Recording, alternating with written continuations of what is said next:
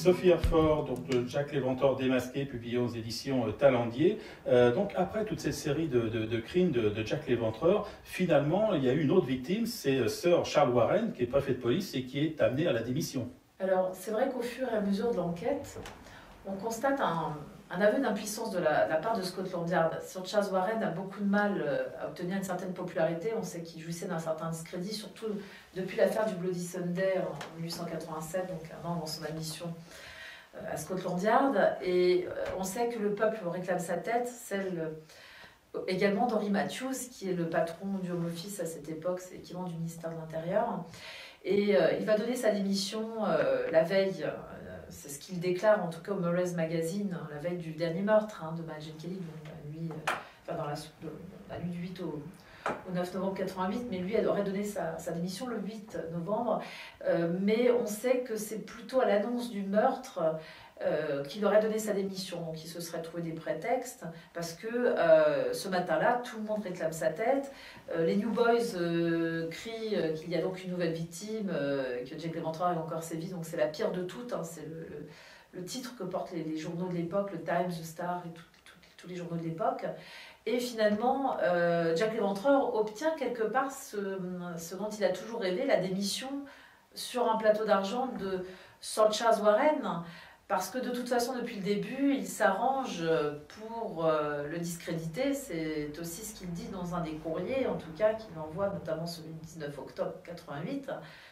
Il envoie un courrier à Sir Charles Warren, signé Jack l'Éventreur, dans lequel il dit que son motif, c'est le dépit contre les autorités du Yard et qu'il fera tout pour destituer effectivement le patron de police. Et c'est ce qu'il rappellera dans une lettre du 7 novembre 88, 2 jours avant les meurtres, avant le dernier meurtre de la série pour être exact.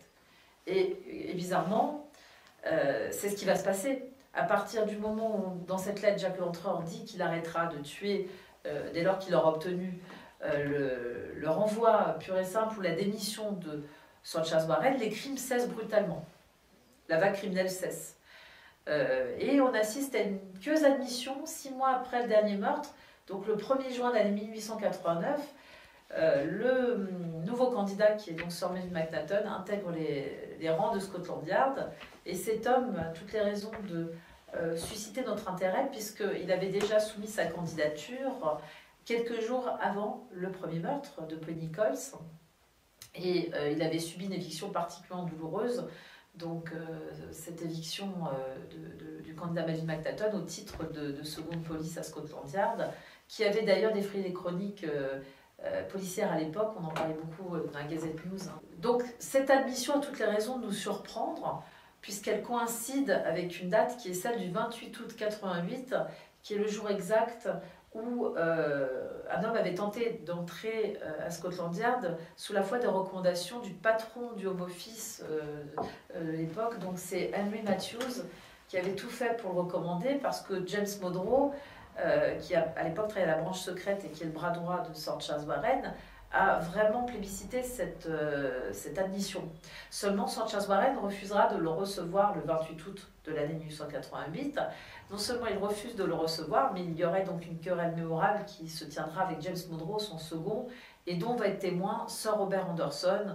Et à l'évidence, notre homme, Melville Macnaghten, ne sera jamais reçu au sein de Scotland Yard. Il ne sera jamais admis, puisque Sir Charles Warren dira qu'il n'a aucune crédibilité, aucune expérience en la matière, et qu'il a même la réputation de s'être fait battre en Inde par ses ouvriers de ferme à Kishnagur, donc en Inde, pas très loin de Calcutta. Et donc cette sulfureuse réputation serait revenue donc aux oreilles de Scotland Yard. On ne veut pas de cette admission. On la refuse, et un courrier va partir justement ce 28 août de l'année 1888, et avec ce timbre si particulier du Royal Regiment de Sussex, avec l'adresse de Melville Macnaghten, et on retrouvera étrangement une partie de cette adresse effacée avec ce fameux timbre caractéristique juste à côté de la tête de Danny Chapman, qui est décédé donc dans la nuit du 7 au 8 septembre 88. Et cette lettre que certains, ou ce courrier plus exactement, qui a fait parler beaucoup de monde, certains y ont vu une enveloppe qui aurait contenu des comprimés qui aurait appartenu à Danny Chapman.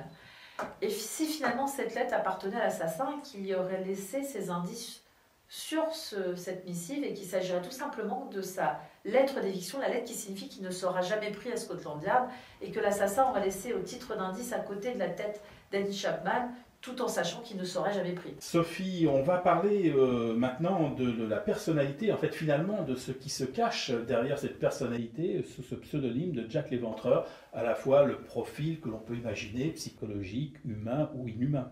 Alors, il faudra attendre les années 80 et des recherches poussées du FBI pour avoir un profil type d'assassin qui se dégage derrière l'image de Jack l'Éventreur, sachant que Scotland Yard n'avait pas vraiment pensé à l'époque à établir un profil type. Ça ne faisait pas partie du profiling à l'époque, on n'en était pas là. Et ce sont des experts de Quantico aux États-Unis qui vont, dans les années 80, émettre un profil type d'assassin concernant Jack l'Éventreur. Et qu'est-ce qu'ils diagnostiquent? Qu'est-ce qu'ils disent? Qu'est-ce qu'ils profilent, on va dire?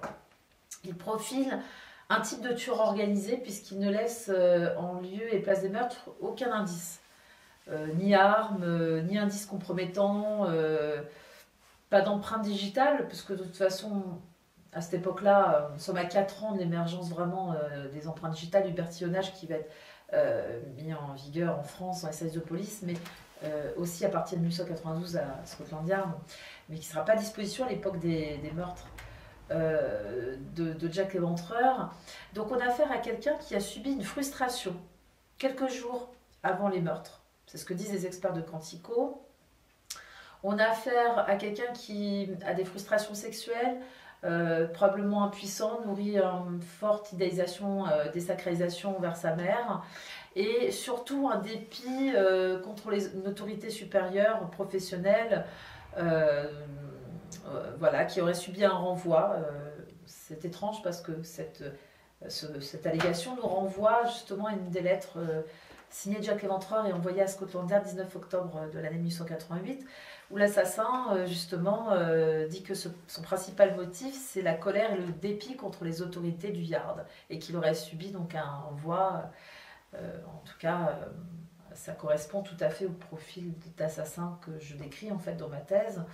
Et donc on voit donc un tueur de type organisé et puis surtout c'est un tueur en série qui ritualise et qui a énormément de frustration, pas simplement sexuelle, mais aussi subit des humiliations de la part d'autorités professionnelles et certainement envers son père.